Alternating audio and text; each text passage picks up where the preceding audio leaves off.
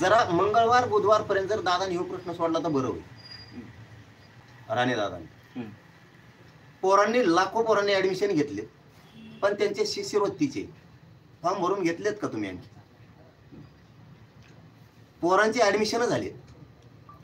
ज्यावेळेस तुम्ही 10% एसीबीसीचं आरक्षण दिलं गेलं त्यावेळेस ओबीसीच्या धर्तीवरती सुविधा ओबीसीच्या लागणार तुम्हाला त्या धर्तीवरती दिलं गेलंय असं विशेष अधिवेशनात बोललं गेलेलं आहे विधानसभेच्या पाटलावरती.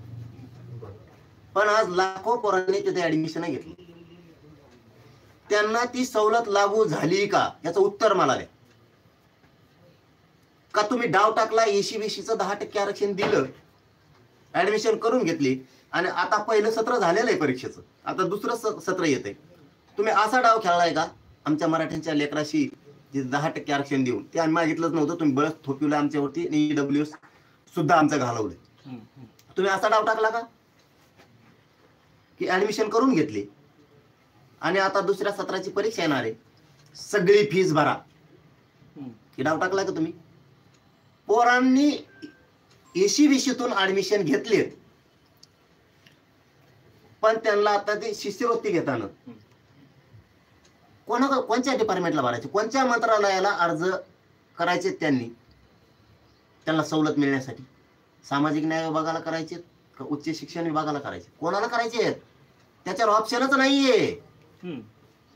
तुम्ही नुसते ऍडमिशन घेतली, फाशा घ्यायला लावायच्यात का तुम्हाला मराठ्याच्या पोराला 10% आरक्षण देऊन?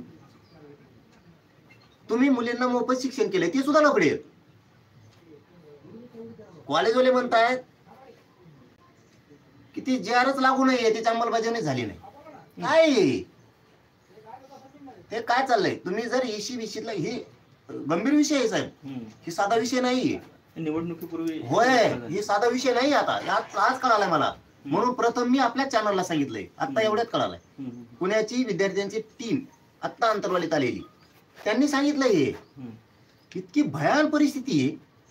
तुम्ही जर 10% आरक्षण दिलंय तर राणे दादा याच्यावरती मंगळवारी बुधवारी कॅबिनेट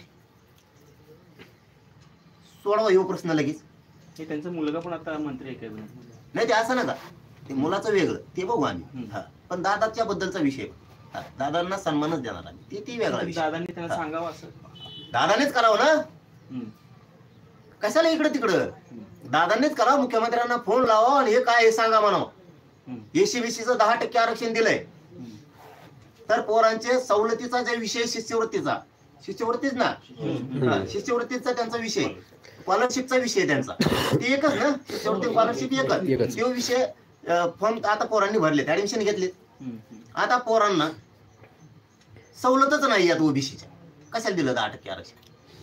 10% आरक्षण या धर्तीवरती एसीबीसीचं ओबीसीच्या सगळ्या राज्यांतर्गत मराठ्यांच्या विद्यार्थ्यांना सवलती लागू, याचा अर्थ असा आहे. म्हणून तुम्ही 10% आरक्षण एसीबीसीचं ते दिले, पोरांनी त्याच्यातून ऍडमिशन घेतलंय, लाखो पोरं आहेत राज्यात. आज त्या पोरांनी फॉर्म भरायचा कशातून? उद्या कॉलेज यांना 100% फीस मागणार आहे, 100% सांगतो तुम्हाला मागणार आहे. फाशी घ्यायची का त्या टायमाला? तुम्ही ऑप्शनच दिला नाहीये, त्यांचे कोण फॉर्मच भरून घेतले नाहीये. बरं, त्यांनी भरायचे फॉर्म तो कोणत्या डिपार्टमेंटला भरायचे?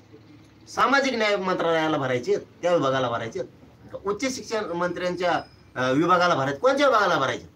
काय इशारा असेल आपल्या सरकारला? अरे सरकार बेजार करून टाकते ने पोट्टे. जर झालं नाही या 2-4 दिवसात तर इतके लाखो पोरांचं विद्यार्थ्यांचं वाटलं होणार आणि मी काय गप्प बसणार काय? या 2-4 दिवसात जर प्रश्न नाही त्यांनी ते मार्गी काढला ना. आणि मुख्यमंत्री साहेबांना सुद्धा सांगतो, एसीबीसीतून जेवढे ऍडमिशन झाले आहेत ना, ओबीसीच्या धर्तीवर सगळ्या सवलती त्यांना लागू करा. त्यांच्या हॉस्टेलचे सुद्धा प्रश्न मार्गी निघालेले नाहीत. आणखी नुसत्या जागा घेतल्या, धंदा केले, काय संपादित केले ते? तिथं कधी बिल्डिंग उभा राहणार आहे विद्यार्थ्यांसाठी? अरे सोयीचं नाही, खेडेपाड्यातून जाणारे लेकरांची राहायचं कुठं? कशा जागा संपादित केल्या तुम्ही? राज्यातले तातडीनं हॉस्टेलचे सुद्धा त्यांनी त्या इमारतीच्या बांधकाम सुरू करून ते घेतले पाहिजे तातडीनं. त्या सारथीचे सुद्धा प्रश्न मार्गी लागत नाहीत राव. त्या सारथी सुद्धा विद्यार्थी आले होते. काय मला तर काय चाललंय ना हे कळतच नाहीये. हे सारथीनं काय चालवलंय आणि कुठं काय करायला लागलेत.